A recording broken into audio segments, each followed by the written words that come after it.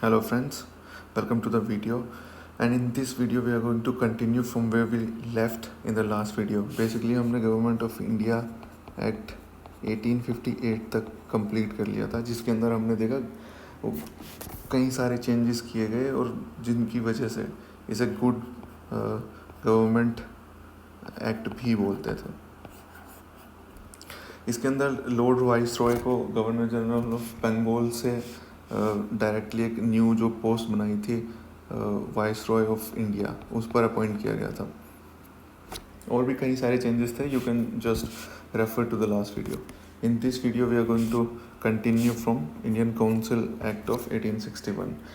ये इतना कुछ खास इम्पोर्टेंट एक्ट नहीं है, लेकिन इसके अंदर दो तीन काफ़ी इम्पोर्टेंट पॉइंट्स हैं। एक तो पोर्टफोलियो सिस्टम इसके अंदर इंट्रोड्यूस किया गया by lord Canning in 1859, and the second most important feature is ordinance. Ordinance making power viceroy को दी गई, जिसकी लाइफ थी 6 मंथ्स। बेसिकली ऑर्डिनेंस क्या होता है? It's a very important law making power. अभी हमारे कॉन्स्टिट्यूशन में ये आर्टिकल 123 के अंडर है, जो कि हम आगे पढ़ने वाले हैं। और भी काफ़ी चेंजेस किए गए इसके अंदर। वाइस रॉय काउंसिल में वाइस रॉय काउंसिल को रीनेम करके इम्पीरियल लेजिस्लेटिव काउंसिल का नाम दिया गया बेसिकली, और इंडियंस को भी इंट्रोड्यूस कराया गया। This was the first time that Indians were introduce in the imperial legislative council. Their cooperation was needed, they were demanding representation. Okay, basically Indians were demanding representation in the legislative council, so they had to introduce Indians in imperial legislative councils. ये nominated थे और 4 members थे, आप read कर सकते हैं यहाँ पे। Raja of Banaras, Maharaja of Patiala, sir Dinkar Rao, nominated by lord Canning. इन तीनों को ही बेसिकली लॉर्ड कैनिंग के थ्रू नॉमिनेट किया गया था। दे weren't elected directly by the people, they were basically nominated by Viceroy of India, Lord Canning. Legislative power of Madras, Bombay reinstated. मैंने आपको लास्ट वीडियो में बताया था कि सेंट्रलाइजिंग और डिसेंट्रलाइजिंग प्रॉपर्टीज़ के बारे में। तो ये जो प्रॉपर्टी है ये डिसेंट्रलाइजिंग प्रॉपर्टी है, क्योंकि इसमें सेंटर से पावर वापस दी जा रही है स्टेट में। देखिए यहाँ पर लिखा है ना, डिसेंट्रलाइजिंग पावर, डिसेंट्रलाइजिंग प्रॉपर्टी है। Restore the legislative power to the Bombay and Madras presidencies. और ये 1773 से जो एक ट्रेंड चलता आ रहा था इन एक्ट्स में, बेसिकली सभी के सभी सेंट्रलाइजिंग टेंडेंसीज पे बेस्ड थे, उसके अंदर रिवर्स हमें देखा गया इस 1861 के अंदर। बाकी ये दोनों बुक काफ़ी इंपॉर्टेंट है, पोर्टफोलियो एंड ऑर्डिनेंस। डायरेक्ट इनके ऊपर क्वेश्चंस पूछे गए हैं, 1 2 आई थिंक ये बस 3 पॉइंट ही बनते हैं जो काफ़ी इंपॉर्टेंट है। देन उसके बाद आता है गवर्नमेंट ऑफ इंडिया एक्ट 1909, इसे मोर्ले मिंटो रिफॉर्म्स भी बोलते हैं। इसके अंदर जो सबसे बड़ा आई थिंक मेन इम्पोर्टेंट है वो है it introduce separate electorate for Muslims, not only for Muslims but also for presidency, corporations, zamindars, universities, chamber of commerce also. और इसी एक्ट के बाद लॉर्ड मिंटो को फादर ऑफ कम्युनल इलेक्टोरेट भी बोला जाता है। Basically this act legalised communalism. अगर ये एक्ट ना आया होता, मे बी जो हिस्ट्री थी, जो इंडियन फ्रीडम स्ट्रगल थी, वो ऑल टुगेदर डिफरेंट होती, बिल्कुल डिफरेंट। वो कैसे होती वो हिस्ट्री के अंदर पढ़ेंगे। Increased member of legislative council, central legislative council में 16 से 60 कर दिए गए। सेंट्रल लेजिस्लेटिव काउंसिल में ऑफिशियल मेजोरिटी थी। ऑफिशियल मेजोरिटी मतलब ब्रिटिशर्स जो मेंबर्स थे वो मेजोरिटी में थे। Provincial councils non official majority. Provincial councils में जो मेजोरिटी में थे वो इंडियंस थे, और जो सेंट्रल लेजिस्लेटिव काउंसिल में जो मेजोरिटी में थे वो ब्रिटिशर्स थे. It basically widened the scope of legislative majority. Members could ask supplementary questions, move resolutions on the budget, और इसके अंदर एक इंडियन को भी ऐड किया गया वाइस रॉयस एग्जीक्यूटिव काउंसिल में, जिनका नाम था Satyendra Prasad Sinha. This is important. No responsible self-government instituted. Indians weren't satisfied with this act. 1909. Then Government of India Act 1919 was introduced by Montagu, और इसको Montagu Chelmsford रिफॉर्म्स भी बोलते हैं. Montford reforms. अगस्त 1917 के अंदर मॉन्टेग्यूज की एक स्टेटमेंट आई थी, gradual development of self government for India. ये उनकी स्टेटमेंट थी, और इसी स्टेटमेंट के ऊपर, इस स्टेटमेंट के ऊपर ही ये पूरा एक्ट जो है बेस्ड है. Therefore intention of this act was to introduce responsible government in India. Decentralising tendency थी. क्योंकि they introduce provincial and central list of governance. अब देखिए, जब प्रोविंशियल लिस्ट बना दिया उन्होंने और सेंट्रल लिस्ट डिफाइन कर दिए अच्छे से, तो इसी का मतलब होता है कि they basically divided the power between the state and the centre, और ये डिसेंट्रलाइजिंग प्रॉपर्टी ही होती है. I think I've already made it pretty clear in my last video as well. But still, unitary structure of the government maintained. Unitary structure कैसे maintain किया?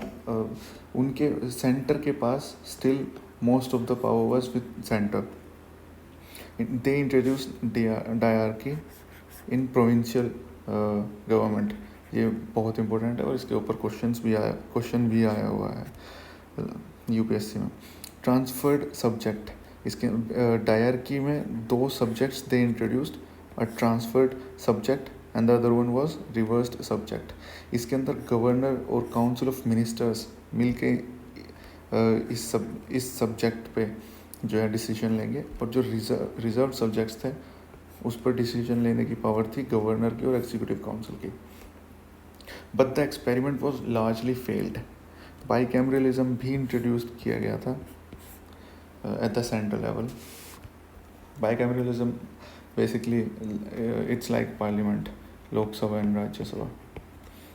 No control of the legislative over the executive at the center.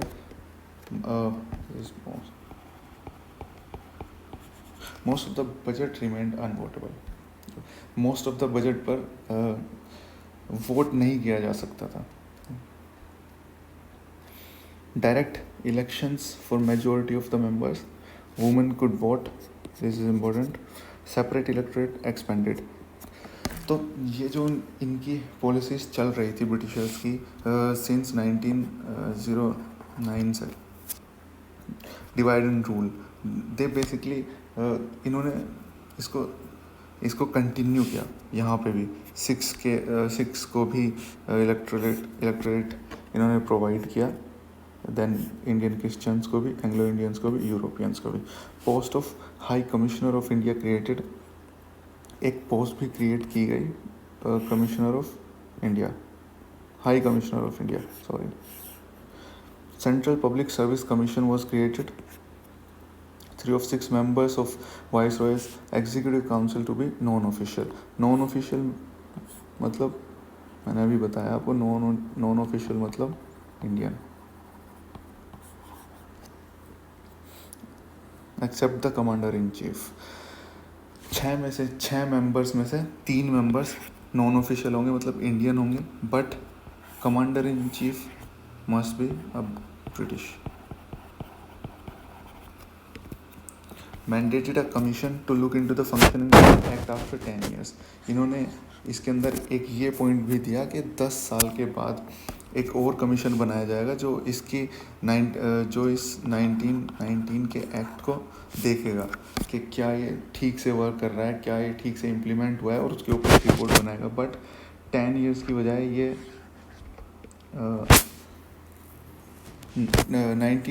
29 में बनने वाली थी और 2 साल पहले ही बन गई साइमन कमीशन 1927। ये भी क्वेश्चन पूछा जाता है कि साइमन कमीशन किस एक्ट के अंडर बनाई गई थी, तो उसका आंसर होगा 1909 के अंदर ही इसका एक प्रावधान दिया था। The act didn't satisfy the Indian subjects ideal of responsible self government not realised. Basically self government मतलब जब स्टेट अपने फैसले खुद ले सके, स्टेट्स के पास इतनी पावर्स हो कि वो खुद अपने अपने मैटर्स को सॉल्व कर सके और खुद डिसीजन ले सके irrespective of the centres. Partial responsible government in the provinces, basically partial responsible government थी प्रोविंसेस के अंदर, ना कि self government. Then Simon commission आता है 1927 में, 7 members headed by sir John Simon, और इन्हीं के नाम के ऊपर साइमन कमीशन। कोई इंडियंस नहीं था, जिसके ऊपर काफ़ी विवाद भी हुआ पूरे through out India. Report in 1930, the commission submitted this report इन 1930, और उसके कुछ रिकमेंडेशंस थे, और भी काफ़ी रिकमेंडेशंस थे, बट आई थिंक ये बहुत ज़्यादा इंपॉर्टेंट है। एबोलिशन ऑफ डायरकी 1919 में हमने अभी पढ़ा कि they introduced diarchy in the provinces. इसने साफ बोल दिया कि we have to do away with dyarchy.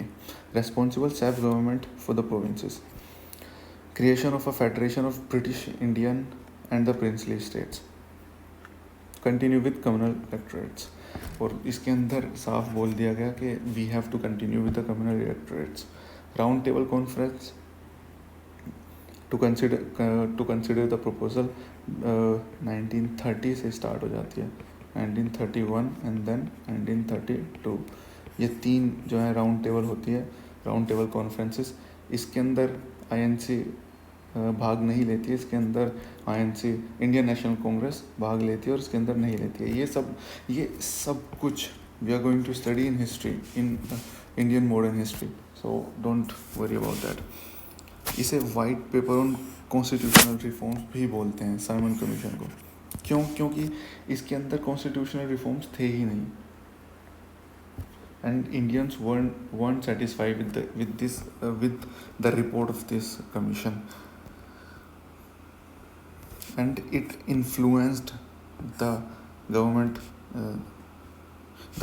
of India Act 1935, जो कि हम आगे पढ़ने वाले हैं।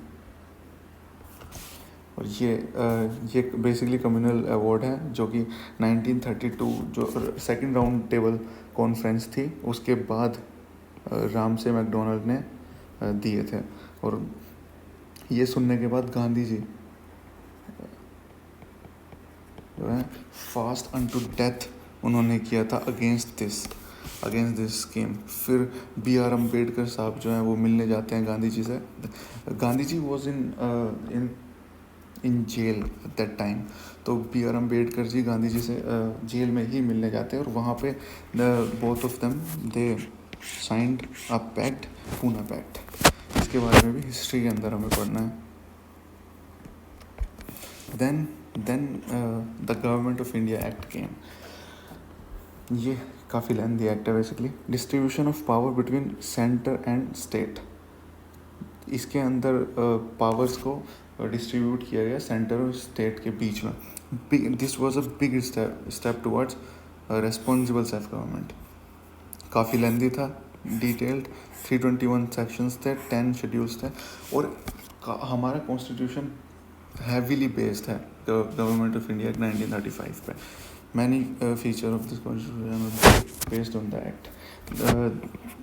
जो फेडरल स्कीम हमारे कॉन्स्टिट्यूशन की, office of governor, judiciary, public service commission, emergency provisions, administrative details, और भी बहुत सारे जो प्रॉपर्टीज़ हैं वो इसी एक्ट पे बेस्ड है हमारे कॉन्स्टिट्यूशन की।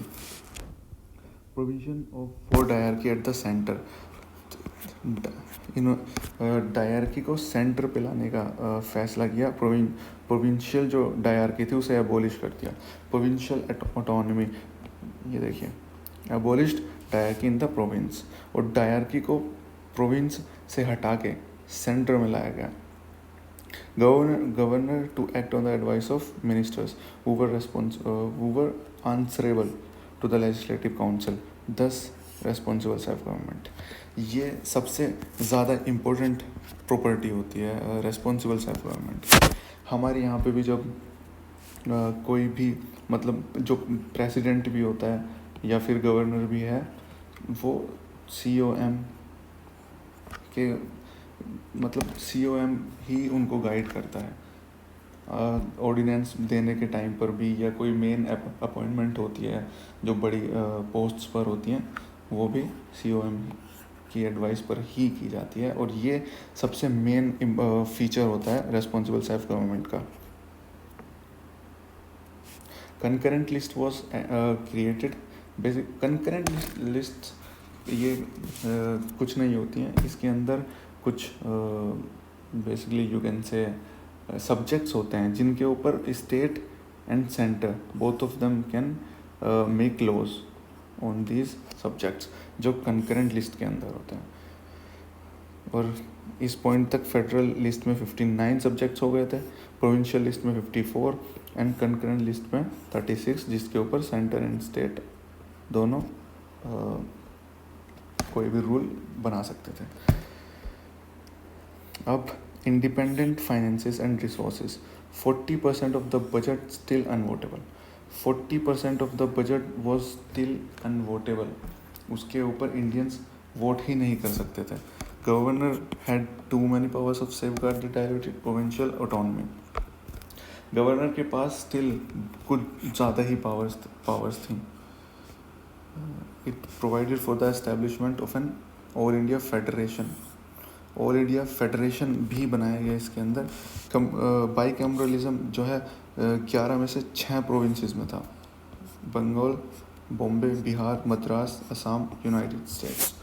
ये basically this is how you can memorise it, BBBMAU। This is how you can memorise it. This is I think this is really important. Separate electorate was extended to women and then depressed classes and laborers। यहाँ पर भी they didn't do away with separate electorates। यहाँ पर भी इन्होंने continue किया इसके साथ, जो कि 1909 में इन्होंने इंट्रोड्यूस किया था। देन 1919 में इन्होंने फिर एक्सटेंड किया एंड नाउ 1935 यहाँ पे भी एक्सटेंड किया। यहाँ पे इंट्रोड्यूस किया, यहाँ पे एक्सटेंड किया, यहाँ पे एक्सटेंड किया। You need to memorize this hierarchy. Council of India was disband. Extended franchise to 10% of the population. ये काफ़ी इम्पोर्टेंट है। ये सारी चीज़ें इन्होंने सेटअप की। रिजर्व बैंक ऑफ इंडिया, ये कमीशन काफ़ी इम्पोर्टेंट है। रॉयल कमीशन की ही रिकमेंडेशन पे इन्होंने रिजर्व बैंक ऑफ इंडिया को सेटअप किया। Federal public service commission, provincial public service commission, joint public service commission and federal courts. All these bodies were set up in this Act of 1935. Residency powers were given to Viceroy, abolished Council of India। Council of India was created in 1958। मैंने वहाँ पर भी लिखा है and I told you, I wrote in this way so that you can memorize things easily। ये बहुत ही fact heavy video है, I know, but अगर आप 2-3 बार देखेंगे then you will be able to memorise these facts pretty easily. और आप देखेंगे क्वेश्चंस बहुत डायरेक्टली पूछे जाते हैं। अब मैंने कुछ क्वेश्चंस डाले भी एंड में, उनको भी देखेंगे। देन उसके बाद जो लास्ट एक्ट आता है वो Indian independence act of 1947, Feb 20 1947। क्या ऐसे सर्कमस्टांसिस रहे, क्या प्रॉब्लम्स क्रिएट की इंडियंस ने कि they had to leave their rule in India. वो सब कुछ एक मॉडर्न इंडियन हिस्ट्री का पार्ट है and we will study all these things in modern Indian history. Then June 3 1947 Mountbatten plan आता है। माउंट बेटन प्लान, इसको partition plan भी बोलते हैं। India to be independent and partition, princely states to join any state और remain free. Princely states के पास पूरी freedom थी, they could join any country either Pakistan or India, or they could just remain free. The plan was accepted by Congress and the League, Indian Muslim League. 1906 में इसकी स्थापना हुई थी. We are going to study this in history. The act ended British rule in India, division of British India into Pakistan and India. ये basically सारे हमारे जो है एक्ट्स थे, जो इम्पोर्टेंट एक्ट्स थे. इन्हीं के बेस पे जो है काफ़ी क्वेश्चंस आए हुए हैं प्रीवियसली. आई एम सॉरी, ये रह गया.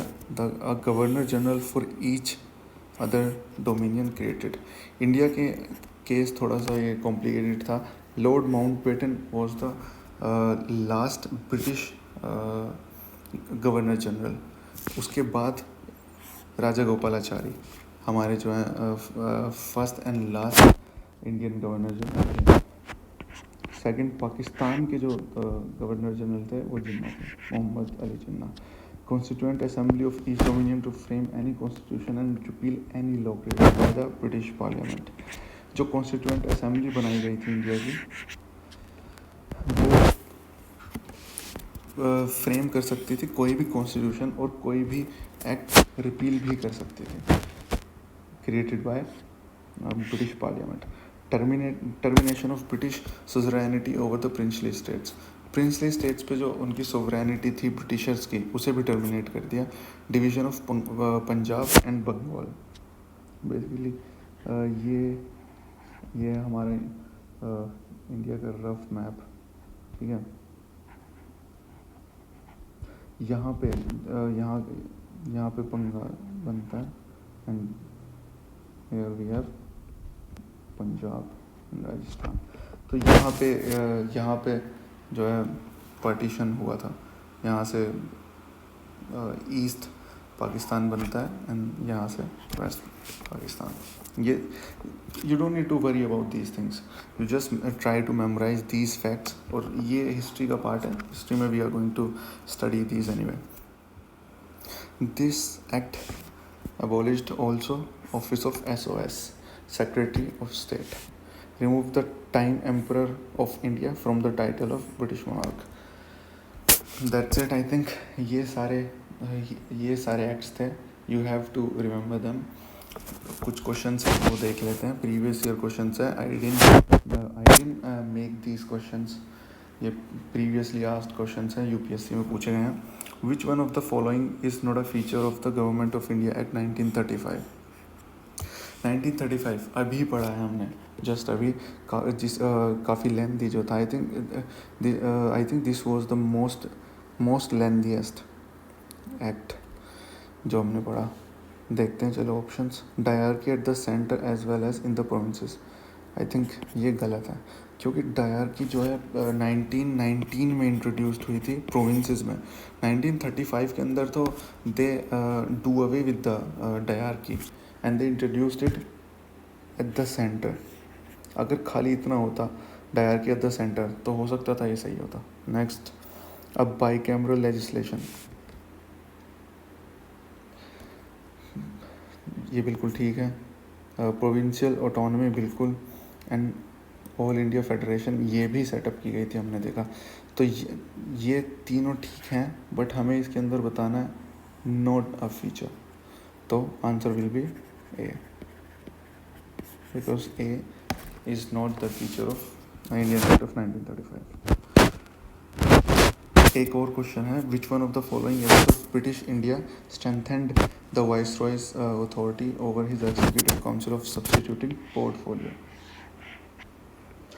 आई थिंक अब तो कुछ देखने की ज़रूरत नहीं है, बस यू कैन रीड दीज. हमें पता है ये 1861 के अंडर ही आया था. तो the answer is A. Question है. Which one of the following provisions was not made in the charter act of 1833. चलिए देखते हैं. 1813 के बाद 1833 आया था एंड देन 1853. 20 साल के गैप पर ही आया था. चलिए. The trading activities of the East India company were to be abolished, and you have to pay attention to these words. हमें यहाँ पे वो बताना है जो इसका फीचर नहीं है. Which one of the following provision was not made in the Charter Act of 1833. The trading activities of the East India Company were to be abolished.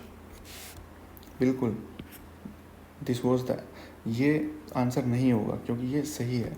The designation of the supreme authority was to be changed as the governor general of India in council. बिल्कुल, ये भी ठीक है. एक act बनाई गई, I am sorry, ये post बनाई गई थी इस एक्ट के अंदर, गवर्नर जनरल ऑफ इंडिया. और पहले गवर्नर जनरल ऑफ इंडिया कौन थे? You have to tell me in the all law making power to be conferred on governor general in council. ये भी बिल्कुल ठीक है. All Indian was to be appointed as a law member in the governor general's council. ये नहीं है और यही जो है हमारा आंसर होगा. Okay, I think this is it. Or how do you like the videos? You have to tell me in the comment section. और भी आगे चैप्टर्स की वीडियो में every day I'll post it on my YouTube channel. Okay, thank you very much for watching it.